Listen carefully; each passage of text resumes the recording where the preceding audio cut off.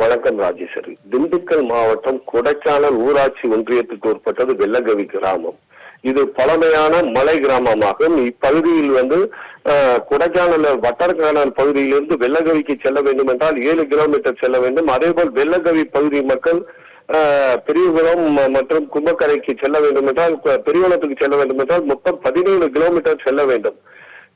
இந்நிலையில் இப்பகுதி மக்கள் பல வருடங்களாக கொடைக்கானல் ஊராட்சி ஒன்றியம் மற்றும் வனத்துறை மாவட்ட நிர்வாகத்திடம் எங்களது பகுதிக்கு சாலை தேவை என கூறி வருகின்றனர்.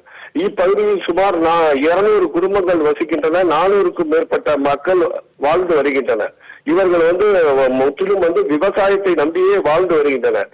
இந்நிலையில் நேற்று இதே பகுதியைச் சேர்ந்த ராம்குமார் மனைவி மேகலா என்பவருக்கு உடல்நல குறைவு ஏற்பட்டுள்ளது. இந்த உடல்நல குறைவு காரணமாக உடனடியாக அவரை மருத்துவமனைக்கு அழைத்து செல்ல வேண்டும். இந்நிலையில் டோலி கட்டி தற்போது கற்கால முறைப்படி சாலை இல்லாதால் அவர்கள் வனப்பகுதியில் வெள்ளகவியில் இருந்து கும்பக்கரைக்கு சுமார் 7 கிலோமீட்டருக்கு டோலி கட்டி கொண்டு சென்று அங்கிருந்து வாகனம் மூலம் சுமார் 10 கிலோமீட்டர் உள்ள பெரியகுளம் அரசு மருத்துவமனைக்கு அழைத்து சென்றுள்ளனர்.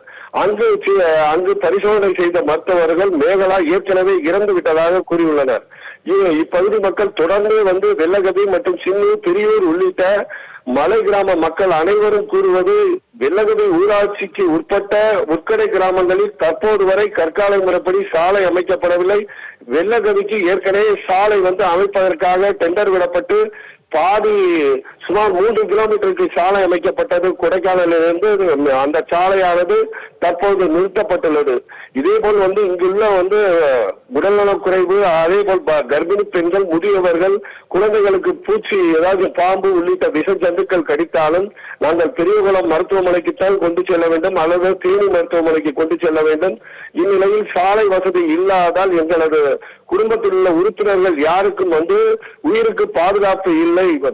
ஆகவே தமிழக அரசு தற்போதாவது எங்களது வாழ்வாதாரத்தை கருத்தில் கொண்டு எங்கள் குடும்பத்தின் உயிர்களை பாதுகாக்க வேண்டும் என்று நினைத்தால் சாலை அமைத்து தர வேண்டும் என கோரிக்கை வைக்கின்றனர். சாலை இல்லாத காரணத்தால் தற்போது மேகலா என்ற பெண் இறந்துள்ளார். ஏற்கனவே சின்னூர், பெரியூரில் இதே போல் சாலை வசதி இல்லாமல் டோலி கட்டி தூக்கி சென்று கடந்த சில மாதங்களுக்கு முன்பு ஒரு பெண் இதே 35 வயது மதிக்கத்தக்க பெண் உயிரிழந்தார்.